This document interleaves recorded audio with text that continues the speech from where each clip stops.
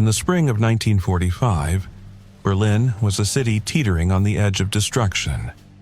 The streets were crumbling under the weight of Allied bombings, and whispers of Soviet tanks rumbling ever closer filled the air. This was to be the site of World War II's bloodiest and most decisive battle, the final stand of Hitler's Third Reich. But the question remained, who would claim Berlin and at what cost? A massive Soviet army of 2.5 million men stood ready to launch their final assault, determined to bring an end to Nazi Germany once and for all. For the Soviet Union, Berlin was more than just a city. It was the ultimate prize. Its capture symbolized victory, dominance, and prestige. Whoever conquered Berlin would claim not only the city, but also the future of Europe. For Adolf Hitler and his inner circle, Berlin was the last desperate hope. If the Red Army could somehow be repelled, the Nazis believed they might survive another day. In reality, this defiance would only prolong the inevitable, triggering a horrific battle that would cost hundreds of thousands of lives. Amid the smoldering ruins, bodies of both Russian and German soldiers would pile high, a tragic testament to the price of war. This battle not only sealed the fate of the Third Reich, but also set the stage for the Cold War, dividing Europe for decades to come. The road to Berlin began in July 1943, during the Battle of Kursk, where Germany launched the largest tank battle in history. However, the Red Army crushed the German offensive, and any hopes of a Nazi resurgence in the east were extinguished forever. From there, the tide turned decisively. By early 1944, Soviet offensives pushed German forces back to the borders of Estonia in the north and deep into Ukraine in the south, decimating entire divisions in their path. Operation Bagration, launched in June 1944, dealt the German Center Army Group a devastating blow. In just 2 weeks, Soviet forces broke through the German lines, destroyed 28 divisions, and recaptured Minsk. By August, they had reached the Vistula River. Meanwhile, in the west, the Allied landing in Normandy in June 1944 brought Hitler's nightmare to life: a two-front war. The combined forces of Britain, the United States, and their allies stormed across France, liberating Paris within 8 weeks. The Wehrmacht fought desperately to hold ground, but their losses were catastrophic. By September, the first American units crossed into German territory. Despite these setbacks, German forces remained formidable, regrouping to launch one last offensive in the Ardennes. The Battle of the Bulge, Hitler's final gamble, initially caught the Allies off guard. However, after fierce resistance and improved weather that allowed air support, the Germans were driven back. This failed offensive cost the Wehrmacht 100,000 men and 600 tanks, a blow they could not afford. As German resources dwindled on the Western Front, the Red Army was at its peak strength. By late 1944, the Soviet forces had pushed the Nazis out of Soviet territory entirely, smashing the backbone of the Wehrmacht.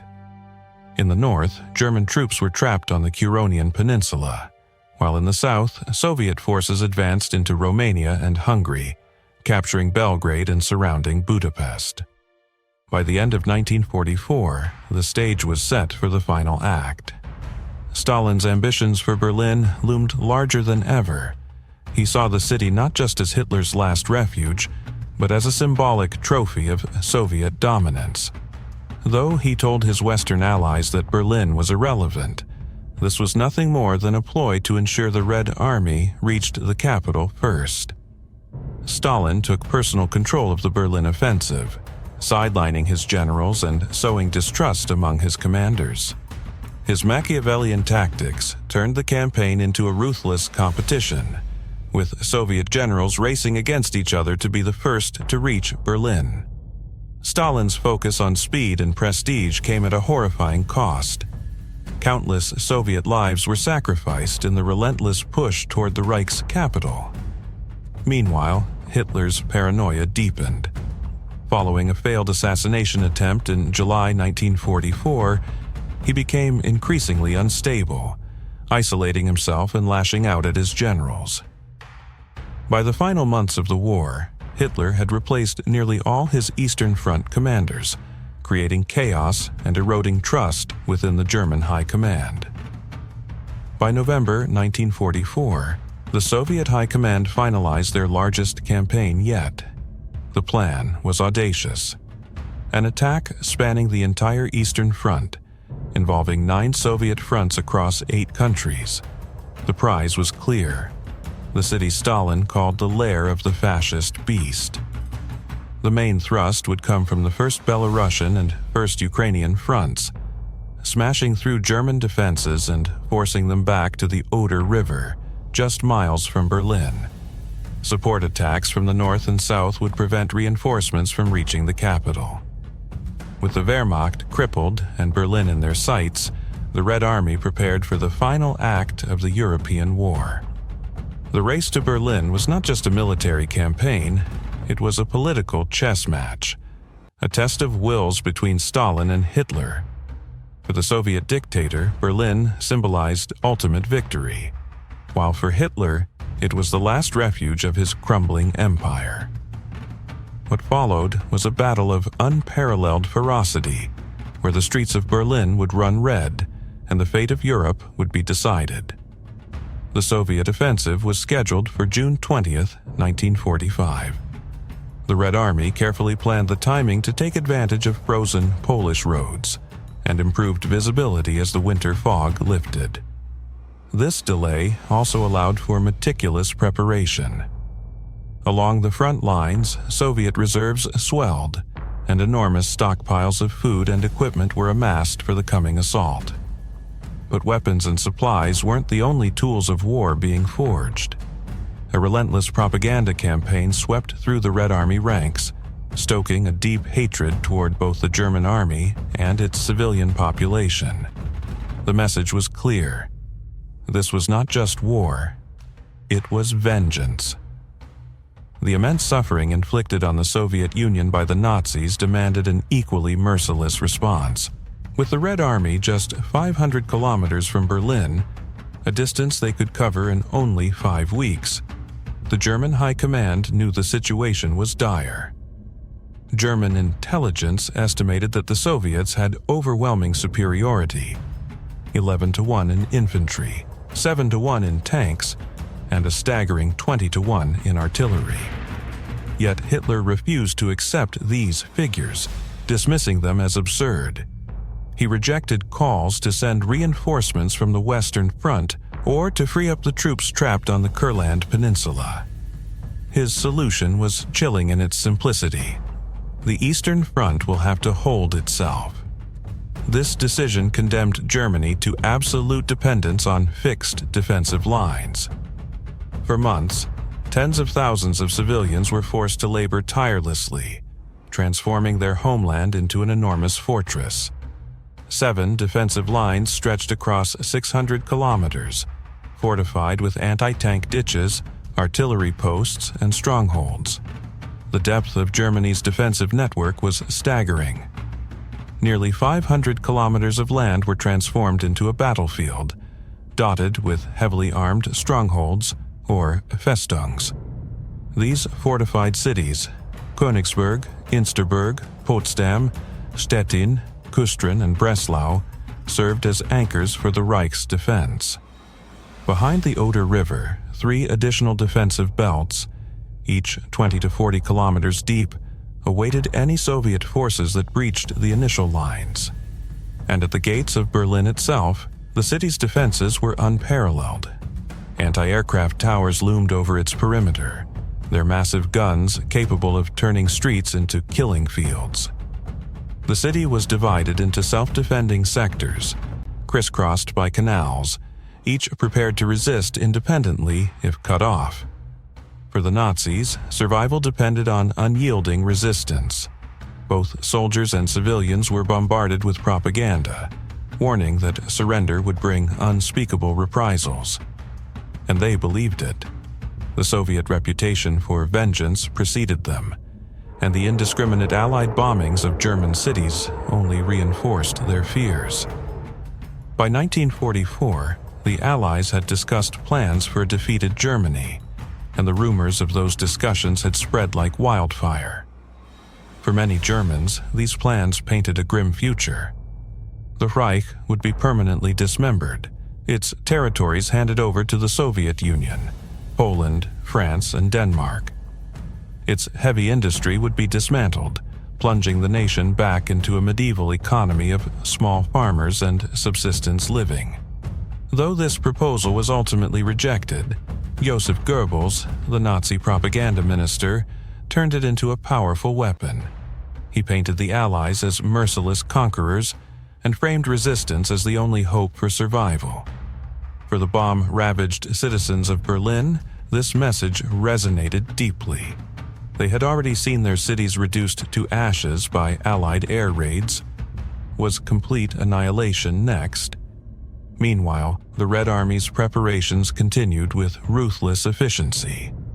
Leading the charge was Field Marshal Georgy Zhukov, already hailed as one of the most brilliant and aggressive commanders in Soviet history. His reputation for victory preceded him, but this time the stakes were even higher. The race to Berlin was no longer just a military objective. It was a symbol of ultimate triumph and a harbinger of the New World Order. For Zhukov, for Stalin, and for the millions of soldiers marching west, Berlin was more than a city. It was the heart of the Reich, the lair of the fascist beast, and it would soon be theirs. Marshal Georgy Zhukov was Stalin's most celebrated general, a brilliant and ruthless commander who had never known defeat. His victories at Leningrad, Stalingrad, and Kursk solidified his reputation as the Red Army's greatest strategist. By 1944, he had led the Soviet forces through Ukraine with astounding speed, advancing up to 50 kilometers a day. His success made him a national hero, but his popularity also placed him dangerously close to Stalin's suspicion, a fatal position for many. Despite his mistrust, Stalin relied on Zhukov's expertise. By November 1944, it was clear that Zhukov's forces would spearhead the attack on Berlin. Yet, under Stalin's leadership, nothing was ever certain. The Soviet dictator's mind games created tension even among his most loyal generals. In contrast, Field Marshal Ferdinand Schörner embodied Nazi fanaticism. A devout follower of Hitler, Schörner's blind obedience to increasingly delusional orders led to disaster. Trapped on the Kurland Peninsula for 6 months, Schörner's forces were liberated only to face annihilation in the final battles. His unwavering loyalty earned him Hitler's favor, but it came at the cost of his troops' lives. In the pre-dawn hours of April 16, 1945, the Soviet attack began with an earth-shaking bombardment. Artillery and bombers pulverized German rear positions, leaving defenders scrambling amid the smoke and chaos. Marshal Zhukov's 1st Belarusian Front launched wave after wave of infantry and tanks against German defenses along the Silo Heights, the last major obstacle before Berlin. For 3 days the battle raged. The terrain became a death trap for Zhukov's forces, with tanks and self-propelled guns caught in massive traffic jams under relentless German artillery fire. The cost was staggering. 3,000 Soviet lives in just a few days. But on April 19th, the Silo Heights finally fell, and the path to Berlin lay open. Meanwhile, Marshal Ivan Konev's 1st Ukrainian Front had crossed the Nysa River to the south and advanced rapidly toward Berlin.